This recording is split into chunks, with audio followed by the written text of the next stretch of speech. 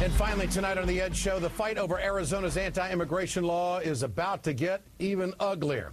Attorney General Eric Holder is preparing to sue the state of Arizona while 18 other states are looking to enact copycat laws. And a group of police chiefs told the Attorney General yesterday the Arizona law will hurt public safety. In the hot seat tonight, Brian Bilbray, Republican congressman from California tonight. He's a member of the Immigration Reform Caucus.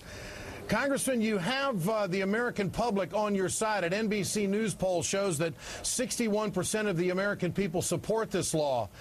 But how do you account for so many in law enforcement that are very concerned about it? And what do you make also of the Attorney General getting ready to sue Arizona? Where are we? Ed, as you know, I grew up on the border. I've watched this issue. Back when Sylvester Reyes was Border Patrol in El Paso and he started Operation Hold the Line, there were people raising Cain with him about that and Border Patrol agents who didn't like the concept. Back when Duncan Hunter started the border fence, there were Border Patrol and law enforcement said the fence won't work, it won't protect San Diego. Every time you've got a new proposal, back when Bush started talking about bringing the National Guard down to the border, there were people raising Cain and said that won't work.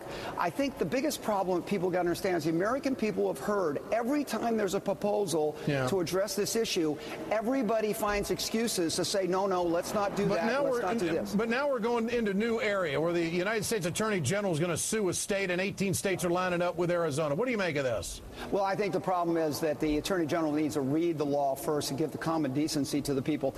I think that he says he has, but he's operating on the side of law enforcement officials who don't want it. He's listening to them. Is he correct?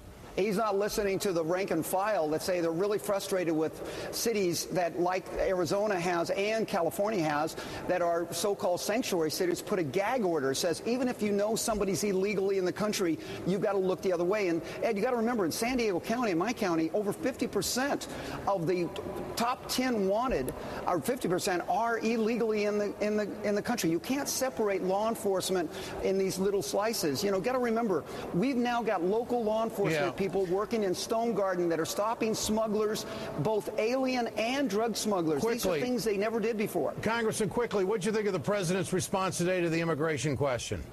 I think that he's avoiding the facts, and I think he needs to confront and say, look, we got disagreements. Again, Ed, you know, we ought to all agree to go after the employers. If we can't go after the employers now with the Democrats in control, how the heck do we expect to be able to do it when the Republicans are in control? Republicans and Democrats ought to agree. Well, when you guys had control, you didn't do it. When you guys had control, you didn't do it. Absolutely, and you're wrong. And that's why the Republicans were thrown out. And that's why I'm trying to tell my Democratic colleagues, let's do the right thing, and maybe the public will appreciate it. Congressman, good to have you with us tonight. Thanks so much. Thank you, Ed, as always. You bet. Telephone